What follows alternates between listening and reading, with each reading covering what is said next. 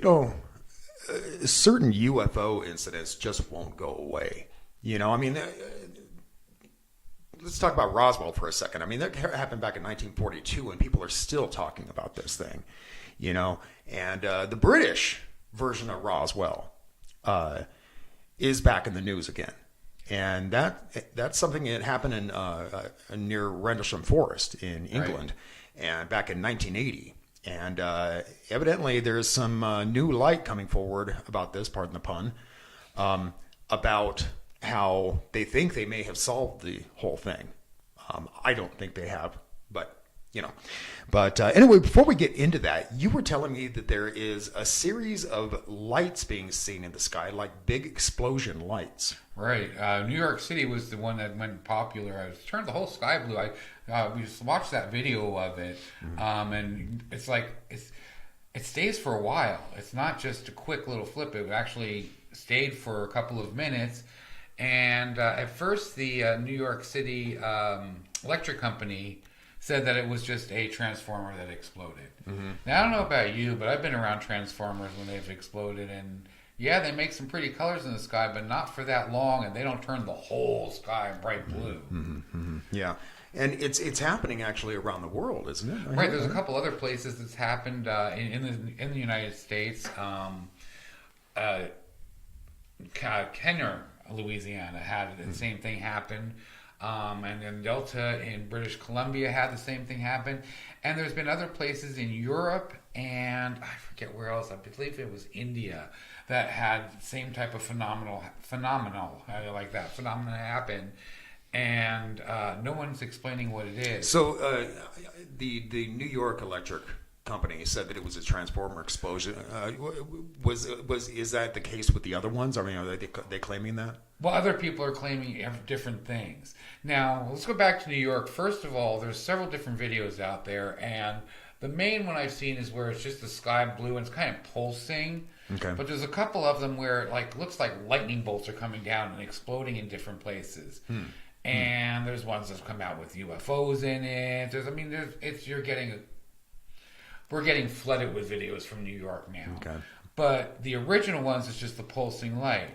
Now, what's interesting about that is the electric company has come out now and said that wasn't a transformer. It was a 20-foot tower that had equipment and cables and 138,000 volts of electricity running through it, and that caught fire. Well, okay. All right. I'll buy that explanation. However, I mean, why would it leave the light in the sky for so long? I mean, this wasn't a big flash bang. It was if it was burning for a while and they were trying to get it out, it would still glow for a while. But blue? Well, we all know how you drop copper into certain things and it turns color, like fire. Yeah. I mean, we all have those little campfire things you throw in the fire and it makes it all the different pretty colors. Yeah. So depending on what they have up there, it might turn the sky looking blue, especially on a cloudy day. But weird, man. I don't buy it. Yeah. What do you guys think? Did you see anything? I would love to hear some people from New York actually tell us what they saw. We've had big light explosions out here in Vegas. We had one recently. I didn't see it, but I heard from people in the neighborhood who did see it, and they didn't know what it was, and no reports of a transformer blowing up or anything. I mean, that's what the initial thought was. But yeah. What I found interesting is that after looking into this is one.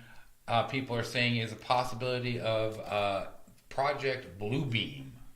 Okay. Now, what Project Bluebeam is, there's two things that I've seen about it. One is that basically they're going to fake an alien invasion, which we've talked about before on the show, and that what this is they are testing this to make sure it's working properly because they're going to put holograms of UFOs up, and basically what they want to do. Now this is from Serge Monast, from 1994. He came up with this theory, and it's actually still going, is that they want to make things happen to make religion look like it's not the true thing, that your religion is not exactly right. But then they want to stage a UFO invasion and the second coming of Christ. This way to perform a new world order and get peace on earth. Peace. In other words, control. Control, right. Exactly. Right. Yeah, exactly. So this little blue light has set off all all kinds of theories about this, that this is now what is that going on, as they were testing it, and they've been testing it all over the world, and that's why it's happening. They're getting ready for this. Yeah, could be. I'm a firm believer that they're going to do that, but anyway, let's get into the Rendlesham thing today. Yes. So those of you out there who don't know what the Rendlesham UFO incident was about, it happened in late December of 1980, and it occurred just outside the RAF Woodbridge, which was used at the time by the U.S. Air Force. And the U.S. Air Force personnel, including Deputy Base Commander Lieutenant Colonel Charles Halt, claimed to see UFOs over a period of a few days. And so basically what happened on the 26th of December, Security Patrol was out investigating the East Gate, just to make sure everything was on the up and up. And they reported that they saw a light descending into the Rendlesham Forest, which was right there. And they just said it was descending into the forest. And then, astronomers have attributed this whole thing to possible debris that was coming down from a fireball that was reported over southern England at the time. And then, but the servicemen initially thought that it was a downed aircraft. So they went into the forest, and upon going into the forest, they reported seeing a glowing object that was like metallic or almost like black glass. And they said that it had colored lights all over it. And as they approached it, it slowly moved away through the trees. And they claimed that animals at a nearby farm just went into a fit, right, into a frenzy. But anyway, let me show you a picture of what they say they saw. Now, you were telling me this is a statue of the thing that was commissioned by somebody? Yeah, back in 2014. Well, in 2005, they actually named that the UFO Trails, to where these people went. And then in 2014, they commissioned an artist to work on this piece. It's actually, supposedly almost a full-size version of it. And they now claim this as their own UFO. I mean, there's more speculation that it is true than it is that it's not true at this point. Something happened strange. Something weird certainly did happen. I don't think there's any denying that. Here's a drawing of what they say that they saw. If you can see, there's the top view. I don't know how they can. If the thing was in the sky, I don't see how they could. Well, it was like floating, just like in the trees. But it was like 10 feet over the ground. Yeah. That I don't see how they could have seen the top. But in any case, this is what was reported to have been seen. Two of them went up to a vantage point and looked down upon the whole thing. Oh, they did? I didn't hear that. Yeah. Okay. There's a lot of also things, like one of them supposedly touched it. And then there's reports that no one touched it, because every time they got within 50 feet of it, it would back up. Right. And the one guy that said that he touched it, it can't be corroborated with anybody else's testimony to it.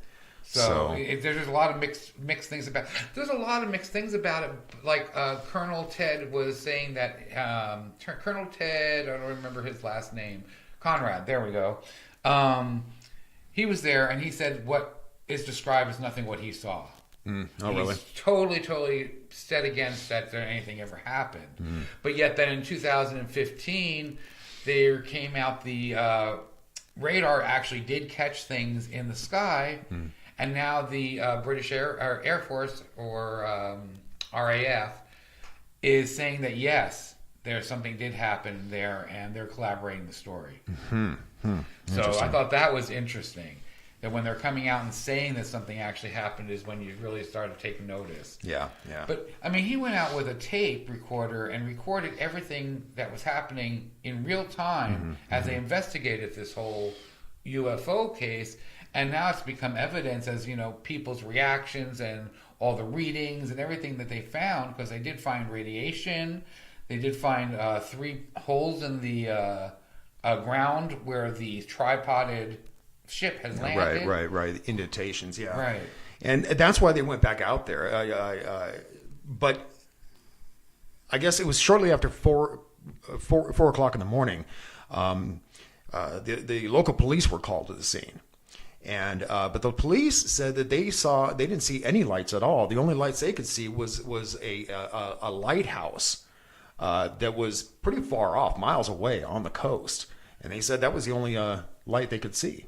Right, but later in the investigation, when they went back, they saw the lighthouse light, and they also saw another light closer to where the farmhouse was, where the animals went crazy. So they don't know where that light was coming from, but they think it might have been a reflection from the lighthouse onto something, then showing the light, which onto something would mean a ship. Yeah, something moving, because it made the light move. Yeah. And the other thing too, they went out there for those radiation readings, and this was during the daylight, and so they could see that the branches on nearby trees were burned and broken. So at the level they reported the ship to be moving through. So yeah, I don't know. I sincerely believe this thing happened. I really do. Well, back in this December of 2018, actually, Dr. David Clark, who is a researcher, came forward and said, too, that this might have been a whole hoax against them. Right. But let's back up here a second, because on December, now this reportedly happened on the 26th. Right, but it took 2 weeks for them to actually get the memos in. Right, but then on December 28th, that Lieutenant Colonel Halt returned to the scene with several servicemen, and that's when he did that recording. And during that recording, they saw 3 star-like objects in the sky that were just hovering there. And he said that one of them was brighter than the other 2, and that occasionally it would send down a beam, like a light beam, onto the earth. So again, I just wanted to bring that up because you're bringing up this hoax thing, and I personally don't think it was a hoax. I agree. I personally don't think it was a hoax, but I like to cover every side. Yeah. And this one was, excuse me, I guess there was another group of military there. Okay. And they did something, and the other people didn't like, and so they would plan this whole Special Air Service, right? Yeah, and what they did is they dropped into the Air Force Base just to see if they could get away with it, kind of thing. Well, they were caught, and apparently they were beaten mercilessly. Right. Well, to get them back, they decided they were going to go do this again and use color flares and basically fake the whole thing. And kites, I heard. They had kites. I don't see how they could do that, it just doesn't seem feasible, and it sounds like to me they're just trying to make excuses now because it's coming back around because of the 2015, them admitting that, something was up there with the radar and stuff. Yeah. I don't know, man. I can't buy it. I can't buy it. It just seems to me that Air Force servicemen are going to know the difference between a kite and a ship that they've reported. Right, and where lights are coming from, which direction. If this was your average everyday stoner hiker, I'd be like, okay, maybe they didn't see anything. Yeah. But, no, because it's all military, and most of the guys will still collaborate the story. Others won't talk about it. It's either they don't talk about it or they say, it happened. Yeah. One of the things that kind of surprises me is that, the Roswell incident, we were talking about Roswell earlier, and they covered it up immediately. And all of the military personnel, according to lore anywhere, were told to shut their mouths. And yet here, this report happens immediately. There's no evidence that they tried to cover it up with something else. And the servicemen talked about it at length. And now like you said, some of them won't talk about it, but not at the time. At the time, they were talking about it. I think a lot of them just want to get behind it now. Yeah, maybe. It's been ruling their life for how many years? I can imagine. And now it's all coming back up again. They probably just felt like they'd just gotten rid of it again. But yeah, I mean, when they did their interviews and they did all the investigations in the beginning, there's so much documented testimony on it. It makes it hard to ignore. Yeah, absolutely. But I see you have some quotes up from some of the people. Yeah, I thought it was interesting. One of them is from Sergeant James Peniston. Now, he's the one that supposedly touched it, though. Okay. So his reputation, because I don't know if he's saying he touched it or somebody else says he touches it and then someone else that doesn't, but it just, when something goes back and forth like that, it gives me pause. But he did say, what I once believed is no more, and what I've witnessed defies all I have ever imagined. I am truly in awe over the whole incident, and no one can fully understand the magnitude of such an event unless you were there. Now, being that we've seen stuff, I kind of understand what he means by that. But it doesn't convince me. He doesn't convince me. Yeah. It's the other testimony. Well, and especially since the other was said that every time they tried to approach it, it would move away. Right. So, yeah. Sergeant Bud Steffens says it didn't crash, it landed. And again, somebody in that magnitude of military would know the difference between something crashing. Oh, absolutely. We would know as a civilian. Well, and especially since they found the indentations probably of the footpads. Yes, and the police said those were made by animals. I think we have a picture, too, of that one. Do we? Yeah, of the actual site. And you can see, now you can see the two marks. Those are the two posts that are marking two of them. And it's hard to see the third post, but it's by the man in the gray suit. Okay. So that'll give you an idea. So that statue or sculpture is actually pretty close to size. Right. Of what it would be. Yeah. So I would say it probably maybe 1 or 2 passenger, Carmageddon style spaceship. And yeah, you were saying that they dedicated that and they call it UFO Trail. There's a picture of the sign for it.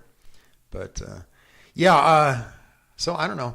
And I don't know if it was this incident or I'm thinking it was another incident where a guy, and I swear it was this incident, where a guy went up and touched the UFO and he immediately had thoughts of ones and zeros going through his head. Oh, no. I know which one you're talking about. Was that? I can't think of it, though. It's not this one. It's that I think that was in the U.S. or Was it? Canada. But anyway, he became obsessed with it. He had repeated dreams of these things, and he didn't know what it meant. Apparently it was a coded message in binary that had a message from like aliens or something like that. And the reason I bring that up is because I wonder about that Peniston and if he touched it, if he had any residual effects, Yeah, and there was weird markings around it, so yeah, interesting. But anyhow, so what do you think? I think it's time to go home. No, I mean, what do you think about this? Oh, what do I think about this? I think this is one of the more possible truth ones compared to, but the only thing that bothers me is this Jim guy. That's the only thing that bothers me about it. The rest, I mean, come on. Why would they risk their careers? Yeah. Any of them. Yeah. And again, like you said, if it was some stoner dude walking through the forest, I don't know if I would necessarily buy it. But these are people with, like you said, their careers are on the line. They're not seeking fame and fortune, They're just reporting what they saw, I mean, and so, I don't know. And like I said, there was no, as far as I have been able to investigate, there was no signs of a cover-up at all, like with Roswell. I'm looking forward to the movie coming out. They're making a movie with this, and Lawrence Fishburne's going to star. Oh, really? Yeah. So I'm interested to see what kind of facts they uncover and bring out in that. Yeah. He's good. I like Lawrence. Yeah. But anyway, let's get out of here for the day. So we are going to be doing a show with G.L. Davies, who is a world-renowned paranormal investigator. And we're going to have that up next Sunday, I think. And so anyway, yeah, that should be really interesting. He's going to be talking about a lot of his investigations, and he's got a brand new book out. And it's about his experience at a house where he lived, and which was pretty terrifying. And so we're also going to be talking about spirit orbs that day. My stepdaughter recently had an incident where she was filming my grandson's first steps. And while she was doing it, these orbs flitted in, and one came in and just hovered right there. And it was quite sizable, you know, but he didn't react to it. You know, so I have different, I don't know what to think about spirit orbs. But anyway, I want to get his take on the thing since he has more experience on this. So definitely. But anyway, until next time, folks, keep thinking and question everything.